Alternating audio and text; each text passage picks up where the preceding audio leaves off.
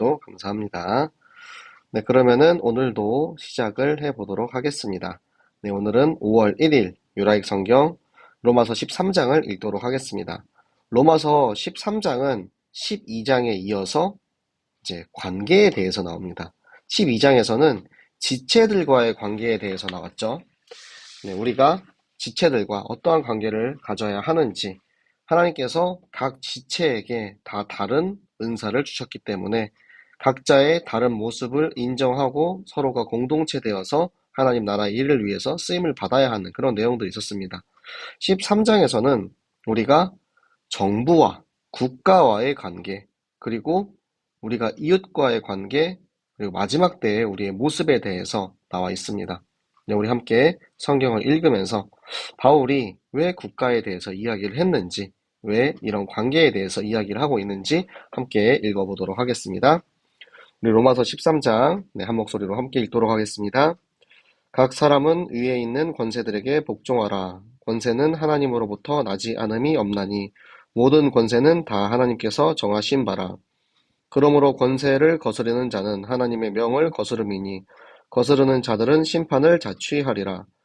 다스리는 자들은 선한 일에 대하여 두려움이 되지 않고 악한 일에 대하여 되나니 내가 권세를 두려워하지 아니하려느냐. 선을 행하라. 그리하면 그에게 칭찬을 받으리라. 그는 하나님의 사역자가 되어 내게 선을 베푸는 자니라. 그러나 내가 악을 행하거든 두려워하라. 그가 고연히 칼을 가지지 아니하였으니 곧 하나님의 사역자가 되어 악을 행하는 자에게 진노하심을 따라 보응하는 자니라. 그러므로 복종하지 아니할 수 없으니 진노 때문에 할 것이 아니라 양심을 따라 할 것이라. 너희는 조세를 바치는 것도 이로 말미암음이라. 그들이 하나님의 일꾼이 되어 바로 이 일에 항상 힘쓰느니라. 모든 자에게 줄 것을 주되 조세를 받을 자에게 조세를 바치고 관세를 받을 자에게 관세를 바치고 두려워할 자를 두려워하며 존경할 자를 존경하라. 피차 사랑의 빚 외에는 아무에게든지 아무 빚도 지지 말라. 남을 사랑하는 자는 율법을 다 이루었느니라.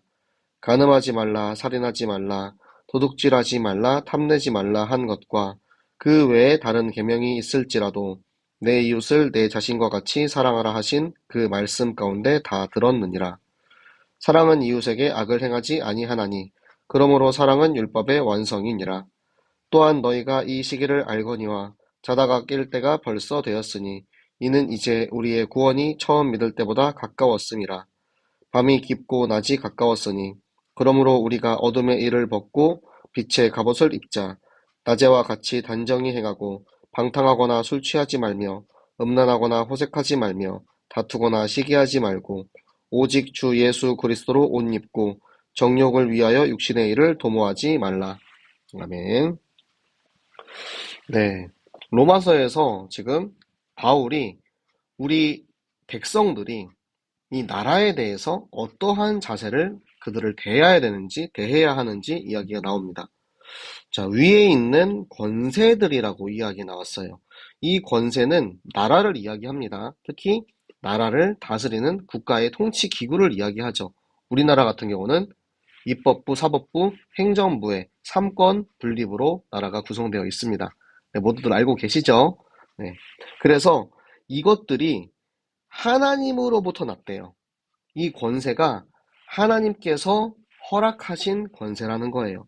이 모든 것이 하나님의 주권 안에 있음을 말씀하고 계십니다. 그렇기 때문에 권세를 거스르는 자, 법을 거스르는 범법자들은 그냥 법만 거스르는 것이 아니고 하나님의 명을 거스른다고 이야기하고 계십니다. 그런 이들은 심판을 받죠. 그런데 법의 심판을 잘 도망가는 사람들이 있습니다. 이런 이들에게도 하나님께서는 하나님의 심판을 반드시 하시겠다라고 말씀을 하고 계시고요. 다스리는 자는 여기 나오는 국가와 약간 다르죠. 다스리는 자는 이 세상을 다스리는 지도자들입니다. 뭐 예를 들어서 대통령이라던가 왕이라던가 총리라던가 그런 사람들이 되겠죠. 근데 이 다스리는 자들이 선한 일을 할 때는 우리가 그들을 두려워할 일이 없어요. 우리가 선한 일을 하면 다스리는 자를 두려워할 일이 없습니다. 그런데 우리가 악한 일을 하면은 우리가 세상 권세를 두려워해야 한다라는 거예요. 왜냐하면 하나님께서 이 세상에 국가를 만들고 국가를 다스리는 기관을 만든 이유는 세상 권세를 통해서 이 땅의 악을 제어하기 위한 용도가 있다라는 거예요. 그렇기 때문에 우리는 선을 행하는데 법을 지켜야 한다라는 이야기를 하고 있어요. 그래서 이 세상을 다스리는 자들, 이 국가는 하나님께서 세우신 사역자라는 거예요. 그래서 그들이 우리가 선을 행할 때는 우리에게 선을 베푸는 자가 됩니다. 그런데 우리가 법을 지키지 않을 때는 우리에게 법의 칼날이 다가오게 되겠죠. 그들이 가지고 있는 이 권세는 하나님께서 그를 사역자로 세워서 하나님이 원하지 않는 악을 행하는 자들에게 하나님의 진노하심을 따라서 하나님의 보응을 주시는, 하나님께서 이 땅에 나라를 만들고 지도자를 세우신 목적이 이 안에 담겨 있습니다. 그렇기 때문에 우리가 그들에게 복종을 해야 되는데, 혹시나 내가 두려워서, 내가 법을 어겨서 심판을 받을까 봐 그것 때문에 그들을 복종하는 것이 아니고, 우리가 질서를 지키기 위해서 스스로 그들에게 복종을 하는데, 여기서 양심이라는 것을 주셨어요. 그러니까 하나님께서 이 나라를 다스리기 위해서 이 나라에 사는 백성들을 법 안에서, 질서 안에서 선을 행하게 하기 위해서 국가를 세웠습니다. 그런데 국가가 선을 행하지 않고 질서를 행하지 않는 상황들이 나올 수가 있어요. 그럴 때는 우리가 양심을 따를 수가 있는 거예요. 물론 지금의 국가가 여러분이 보시기에 선을 행하는지 악을 행하는지는 모르겠지만, 제가 보기에는 지금 나라의 법과 나라가 다스리는 것을 충분히 우리가 지켜야 하는 위치에 있다라고 생각하거든요.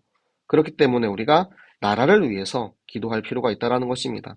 이 나라의 위정자들이, 이 나라를 다스리는 자들이 정확하게 선을 행하는 방향으로 나라를 다스릴 수 있도록, 하나님이 원하시는 주권과 하나님의 사역자로서의 역할을 다할 수 있도록 우리는 그들을 위해서 기도해야 하는 의무를 가지고 있는 것입니다.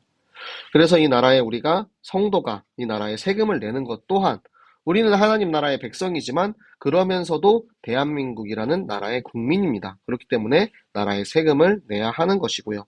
그 세금을 내는 이유는 그 하나님의 일꾼들에게 그에 합당한 소득을 주기 위해서, 우리가 하나님 나라를 위해서 일하는 사람들을 위해서 이 세금을 낸다라고 생각을 하시면 됩니다.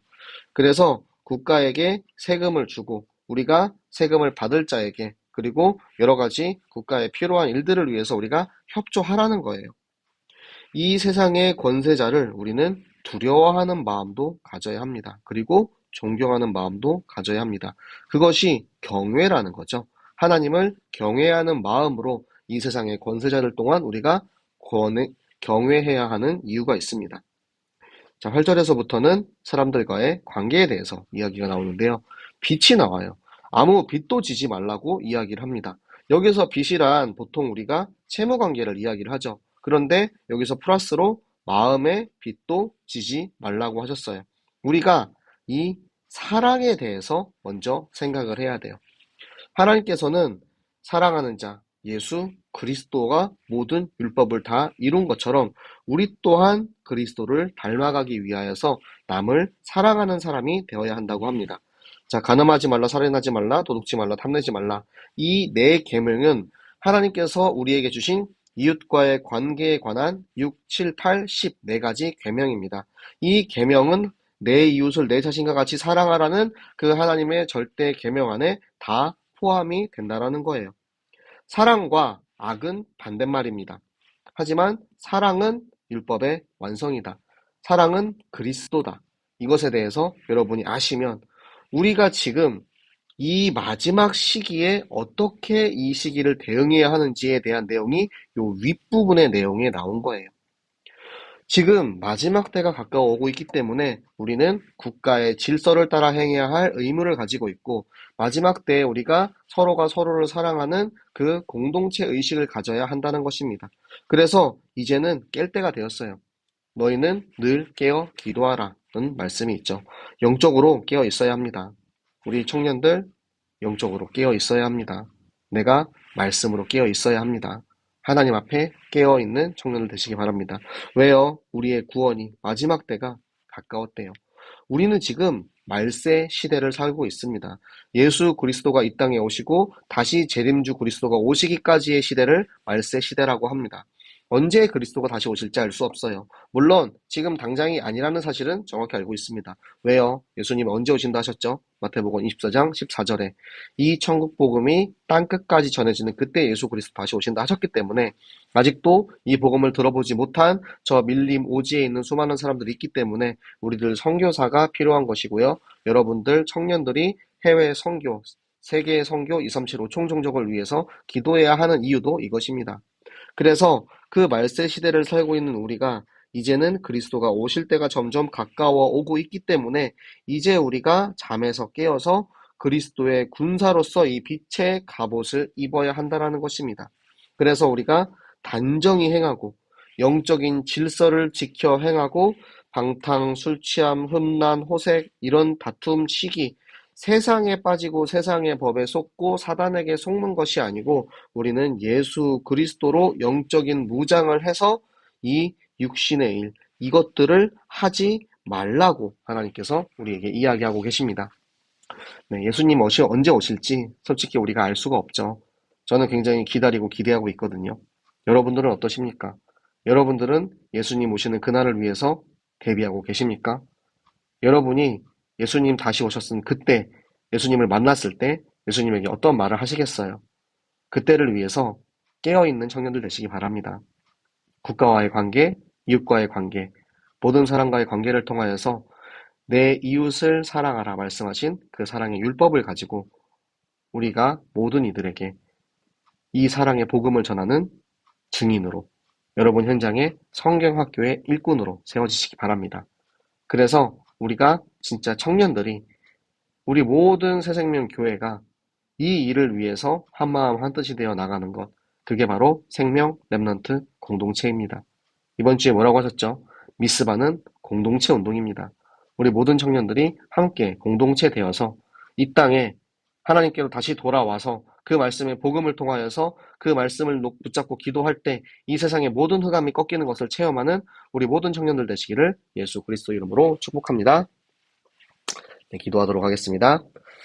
살아계신 하나님 아버지 너무나도 감사를 드립니다. 하나님 오늘도 우리에게 말씀을 주셔서 국가와의 관계, 이웃과의 관계, 마지막 때를 위하여 준비해야 하는 우리의 영적인 자세를 깨닫게 하심을 감사합니다. 하나님 우리가 영적인 잠에서 깨어 늘 깨어 기도할 수 있는 우리 모든 청년들 되게 하여 주시옵소서. 하나님 그래서 우리가 정말 이 공동체 의식을 가지고 미스바 운동할 수 있는 우리 모든 종교인이 되게 하시고 하나님 이번 주 성경학교 주간입니다. 우리 모든 청년들이 나의 현장, 나의 직장에서 하나님 우리에게 주신 이 생명을 가지고 성경학교의 응답을 누리는 모든 청년들 되게 하여 주시옵소서. 우리와 함께 하시고 인도하신 하나님께 감사드리며 살아계시는 주 예수 그리스도 이름으로 기도드렸습니다. 아멘. 네, 오늘 뒤에 오신 우리 윤미전 도사님 상민이 너무 반갑고 감사하고요. 네, 우리 내일 5월 2일 화요일 또 10시에 같은 시간에 다시 만날 수 있었으면 좋겠습니다. 여러분들 각자 현장에서 승리하시고 여러분 자신이 미스바, 여러분 자신이 망대라는 사실을 잊지 마시기 바랍니다. 네, 우리 내일 또 만나도록 하겠습니다. 안녕.